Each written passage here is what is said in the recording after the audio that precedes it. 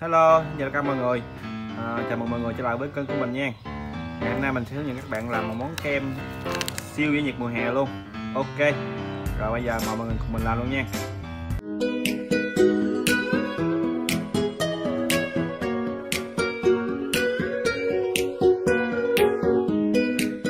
Rồi đầu tiên thì mình cần 100ml sữa đặc nha.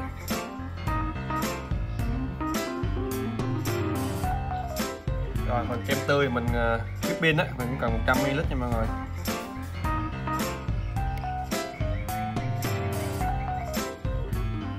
Rồi cuối cùng là cho sữa tươi vào ha. Sữa tươi mình cần khoảng 300ml.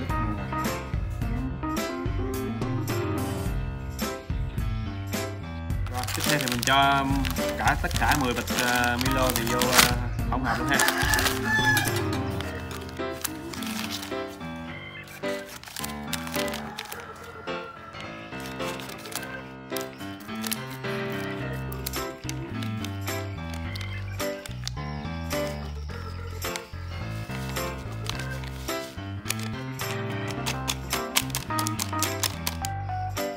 Rồi mình nhớ giữ lại cái túi nha mọi người, giỏ Milo đi.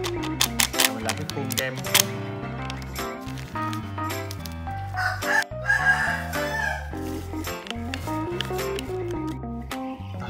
Rồi tan hỗn hợp lên mọi người, quay đều lên cho nó tan đều ra nha.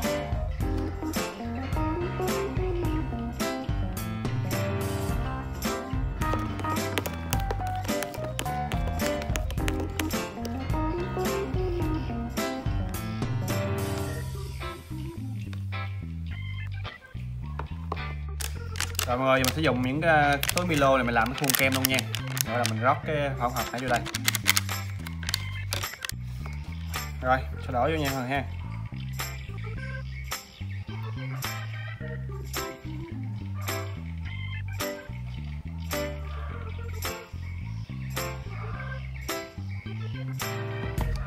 Đó. Tùy dừa thôi, thấy dừa ăn là được rồi.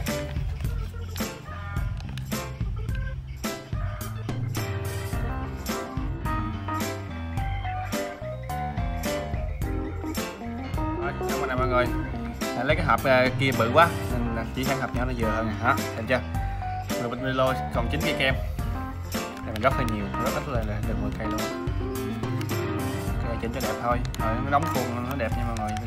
Thì theo mình chỉnh thôi, muốn cái kem hình gì nó ra hình đó. Rồi giờ mình dùng cái màng bột thực phẩm mình bọc lại nha mọi người. Rồi bọc sơ sơ thôi mọi người đó. Rồi bỏ ngăn đá tủ lạnh nha.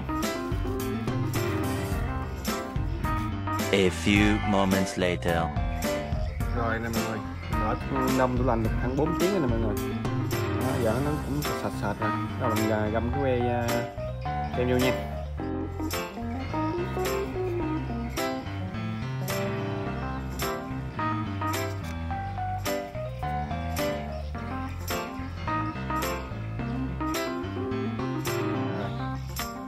Xong. Giờ mình bỏ tiếp tục khoảng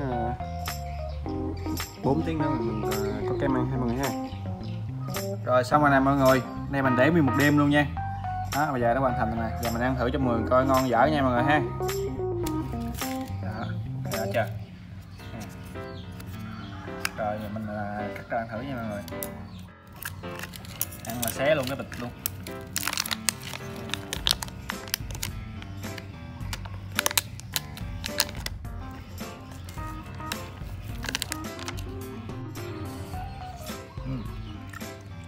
Ngon ghê mọi người ơi, Milo rất béo luôn. Với lại mình này mọi người muốn ăn kem mà cứng hơn xíu á, mình hình giảm cái lượng whipping lại xíu. Cái này mềm làm tại mình thích ăn mềm với béo. Dẻo ghê luôn á, whipping nhiều không sao.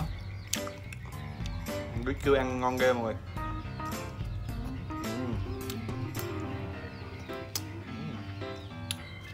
Mềm lắm.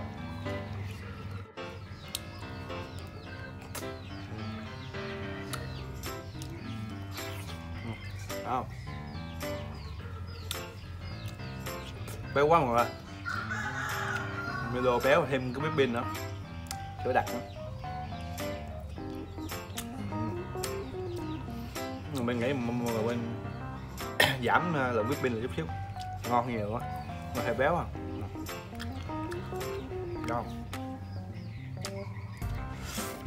Giống kem gì mà mấy ông hay rao á mọi người, không có tiền không có kem ăn á, biết quên tên tiêu rồi. Ngon. Thôi mình xin kết thúc video ở đây ha mọi người ha. Hẹn gặp lại mọi người những video tiếp theo với những món ăn ngon hơn nha. Bye bye. Subscribe đi cho tâm hồn thoải mái, nhấn like đi cho thoải mái tâm hồn.